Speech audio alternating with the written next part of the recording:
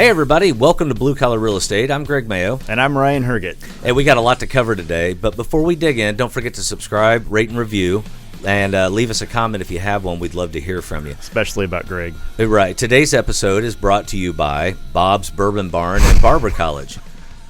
Do you want to sip a nice bourbon while you get your hair cut by a drunken barber? Bob's Bourbon Barn and Barber College, say that 5 times fast, is a place for you, or maybe you just like alliteration. I don't know. I got nothing. I'm done. And that wraps up episode. Thanks, folks. All right. All right. Look, I owe you an apology. I've been very uncool these last several episodes. I've completely ignored your home love for new builds. So I do love new shiny objects. There's no doubt about that. And when I got into real estate, it was a very different time. It was back in the 40s, as my wife likes to say. But it was a very different time. And, we didn't have the internet. Zillow didn't exist. And we just found this little niche opportunity of helping first-time buyers buy and build brand new homes. And I just fell in love with this process. I worked for a new home builder, and I saw how easy a new home builder could make it to have a plan that works for somebody in an area that's good for them, that fits their budget, and then, everything's brand new. And everything's under warranty. So they don't have to worry about, what if this water heater goes out day 2? Right. Or what if my furnace goes out 6 months after I'm in here? Or any of that. And I'm like, I love this. And now they let you kind of customize it, make it your own a little more than they did back in that time. And I just loved it. It was a niche that I just fell in love with and spent a lot of time with. So now you're sitting here telling me all this like, tear it down, rebuild it stuff. So let's dive into that. Yeah, because the thing is, there's a huge segment of home buyers that the new build actually does make sense for them. Yep. But there are a lot of different layers to building a new house. Very much so. I agree. So let's talk about the first thing: your love, your passion, your history, your past, the thing that defines you as a man. I don't know if I can go that far. Let's talk about a builder neighborhood. So think about when you're considering buying a house, and new is let me back up. New is not an option a lot of people even explore. Still to this day, right, when I'm having a conversation with somebody, I'm like, hey, what are your thoughts on this? I know we've been looking at 2 or 3 here and not quite finding what we want. And a lot of times it is a good fit for somebody if it falls into where do we want to live? Can you still build a house where you want to live? If you want to live in the suburbs, it's a little easier than living inside of a metro area where you have to get a little more creative, which we can talk about today. But if there's a builder that's building where you want to live, that's the first thing is who are they? And then identifying, which builder is going to best fit your needs from a functionality, a flow standpoint. Which floor plan do they offer that's going to best accommodate you and your family's needs? And then lastly, does it fit our budget? So you have to look at those 3 factors of location, style, as I like to call it, and budget to determine, what options are available. But then when it is, you really get a chance to go in, and I always like to call it, you're not going to find a toenail in your carpet. There's no foot fungus on the floor, and nobody's used the toilet before. You get a house that is brand new that, again, nobody used the toilet before. Well, as a contractor, I can tell you somebody's used the toilet. I'm choosing not to think that. And so most of those opportunities, though, with builder neighborhoods are in the suburbs, right? The majority at this point are. There's still a few pockets of land. And, I know you're working on a couple projects downtown right now where there is some lots that used to have a house on it that were torn down years ago. And now somebody has an opportunity to build a brand new house in the metro area, which I also think is cool as hell. It's because you see so much neat activity going on right now. There's so much to consider, though, when building downtown in a neighborhood, say where all the houses around it were built in the 20s, and we'll get into that in a minute. But in the suburbs, so you can do a builder neighborhood, but you can still also do custom build on your lot, right? You sure can. And I think when you're looking at building a brand new house, there's a couple of things you have to consider, especially I'm going to talk to I want to live in suburbs person right now. Okay. Because that's where, again, generally you're going to find some, a production builder option. Who's a production builder? In our market, Indianapolis, Arbor is a great production builder. They build out, almost 1,000 homes a year. Lennar is another great production builder. Pulte, just to name 3. There's many more. But when you go in and you want to build a brand new house, they already have a process lined out. They do this hundreds of times a year, and they've made it very simple to say, I want to build a new house. I want this, I want that, and I want it to look like this, and it'll take 9 months to get done. You don't have to go shop for different types of construction loans. A new home builder that, is, again, some of them have some custom nuances, but they make it very easy, okay? But the flip side of that coin, you're going to pay a premium for that as well. Right. Okay. You're always going to pay a little bit of a premium for the, hitting the easy button. Okay. And when you're looking at building more of a custom option, okay, and what's custom mean? I want to pick your brain on that in just a second. But let's say I want to build on my own lot somewhere. I own 3 acres out in Clayton, as an example. I'm working with that person right now. Well, we're running into a whole new set of challenges and experiences that you don't run into if I walk into Lennar today. Right. Because I've got to deal with site prep. I've got to deal with what's this, with the septic going to run. There's just simply more unexpected or unknowns that you have to be prepared for. It's not that it's harder. It's just there's more steps involved. And I think people oftentimes just say, it's too hard, I don't want to do it, when in reality, they could. It's not that hard. It's just knowing I'm going to have to take 5 more steps to make this happen. Well, and it's a different finance process too, right? It is. The big builders, they have the capital and the financial wherewithal to where if I take a client into an Arbor neighborhood, for example, they're not a sponsor of the show, but just as an example, if I take a client into an Arbor neighborhood, the functionality for them and their lender is nothing different than going out and buying an existing property. Not at all. It just takes more time. That's it. However, if you've bought a lot or a piece of land and you're ready to build on it, there's a completely different construction loan process. Yep. There's draws. There's fees for architectures, because unlike a neighborhood builder where they've got 8 floor plans and you pick one, now you got to figure out what you want to build. Yeah. Your custom builder will build you whatever you want, within reason. And we should talk about that at some point. Well, if you look, a guy that specializes in what I see most of the time around the suburbs from custom builders, which I call loosely a French chateau or French country home, tall hip roofs, there's 20 feet of attic space and whatever. That guy may or may not be qualified to build a mid-century modern.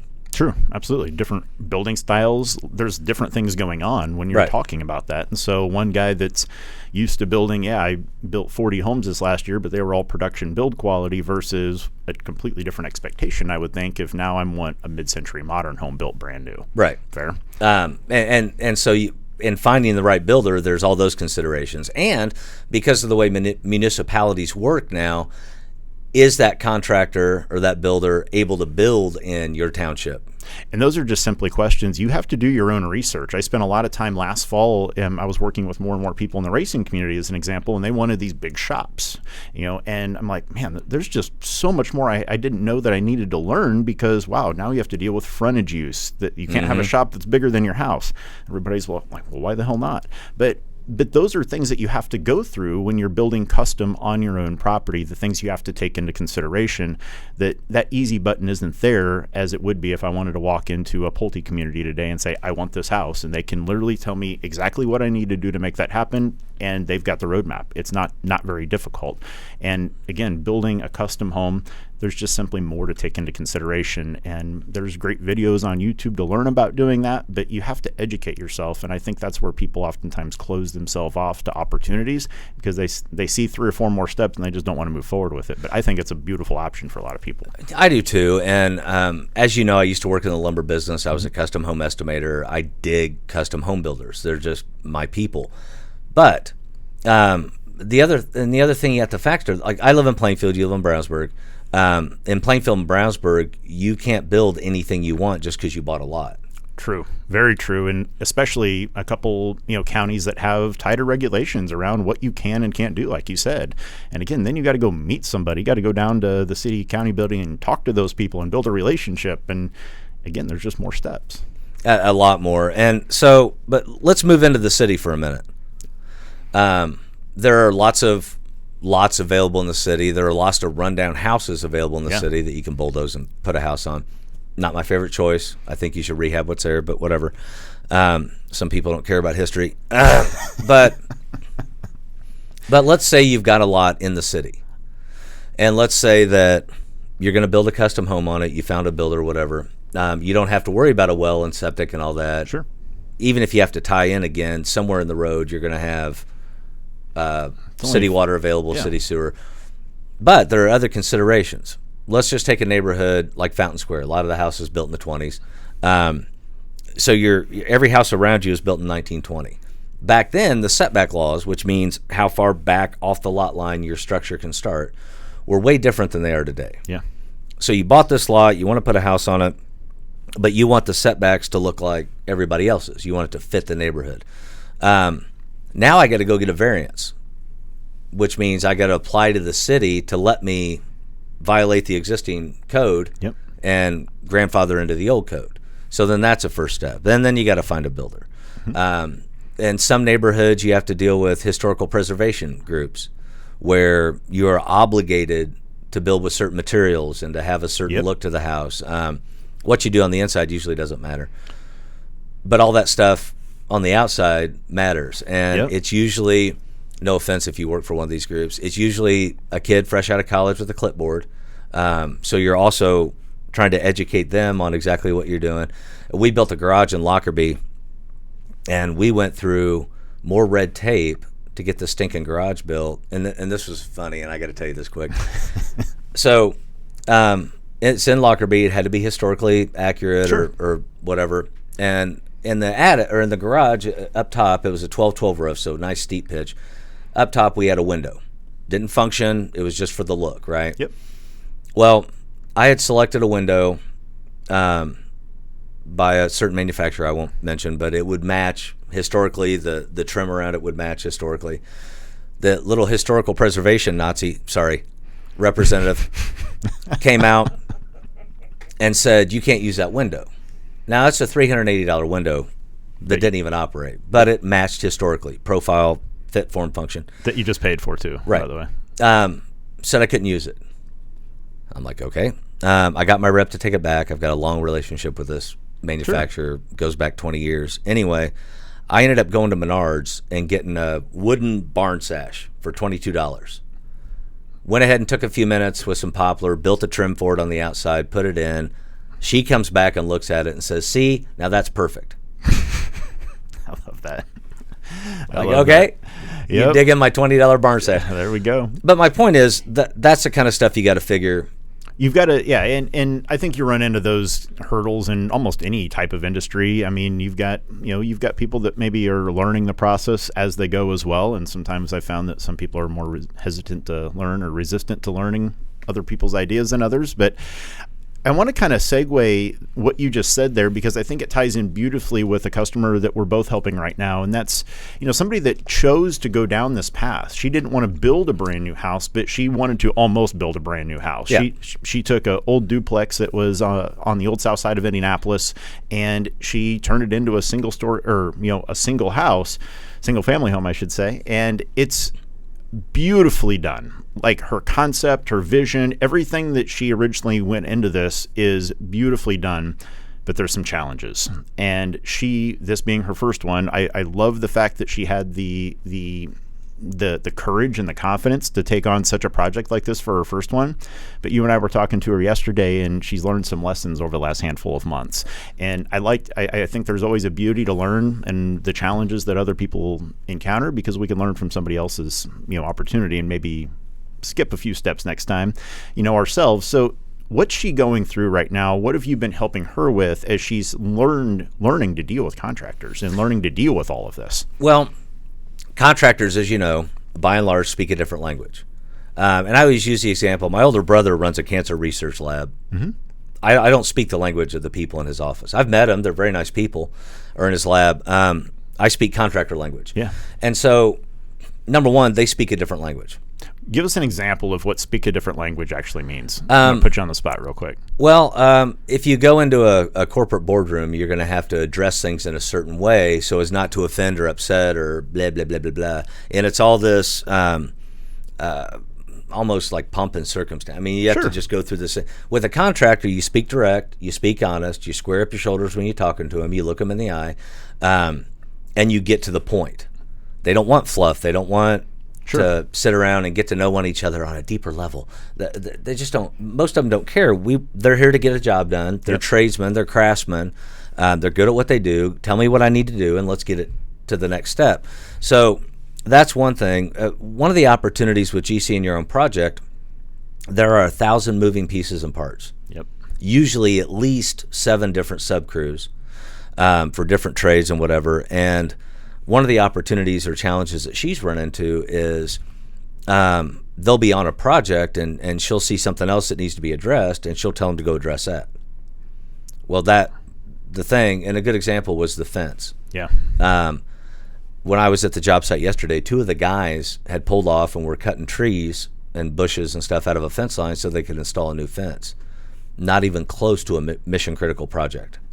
And they could never complete that project in a day because the stumps have to be ground out. They don't have a stump grinder.